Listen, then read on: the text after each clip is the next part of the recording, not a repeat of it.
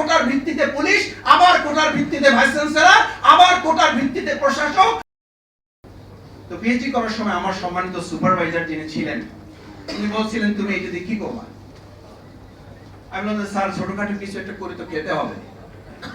ছাত্র জীবন শেষ করলাম, একটা ইউনিভার্সিটিতে অফার দিল, আমি জয়েন করলাম। কিছুদিন যেতে না যেতেই ম্যানেজমেন্ট বোর্ডে আমাকে ডেকে বলল আপনি ছাত্র শিবির করতেন? আমি বললাম জি স্যার আমি ছাত্র শিবির করতাম, সাধারণ একজন কর্মী ছিলাম।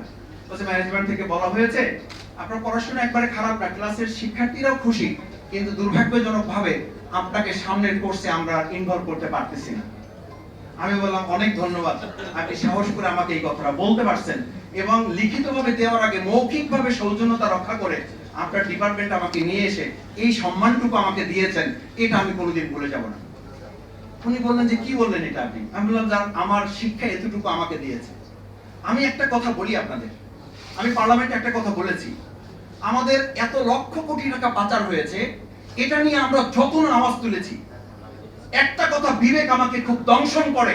বিশ্বাস করেন 2024-এর 5ই আগস্টের পর অনেক মেধাবীরা বিদেশের বিভিন্ন জায়গা থেকে বাংলাদেশে এসে এরকম হাত ধরে বলেছিল প্রিয় বাংলাদেশ সংস্কার হবে, সেই প্রত্যাশা নিয়ে চলে এসেছি, এই বাংলাদেশে কিছু একটা করতে চাই। কিছুদিন চলে না যেতেই আবার সেই লোকেরা এয়ারপোর্টে গিয়ে বাই বাই দিয়ে আমাদেরকে বলেছিল এই বাংলাদেশের পরিবর্তন হবে না, দুর্ভাগ্যজনক, সরি, আমরা চলে গেলাম। বলেছে না বলেন?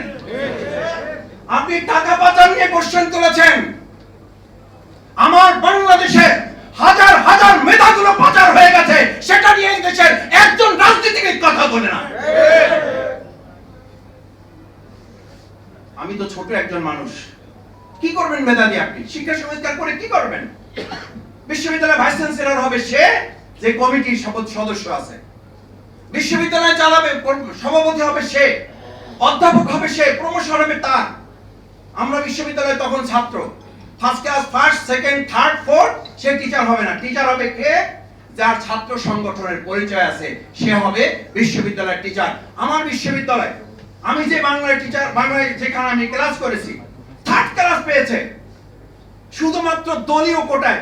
অথচ 2024 সালে আমাদের সন্তানেরা রাজপথে জীবন দিয়েছে শুধু একটা স্লোগান তোলে, কোটা না মেধা, মেধা, মেধা। আর আজকে 2026 সালে 12ই ফেব্রুয়ারি নির্বাচনে আমরা দেখলাম তারপরে প্রত্যেকটা জায়গায় আবার কোটার ভিত্তিতে পুলিশ, আবার কোটার ভিত্তিতে ভাইস চ্যান্সেলর, আবার কোটার ভিত্তিতে প্রশাসক, আবার কোটার ভিত্তিতে প্রত্যেকটা জায়গায় বাংলাদেশকে কোটার রাজ্যে এটাকে গদ্যময় করে ফেলা হয়।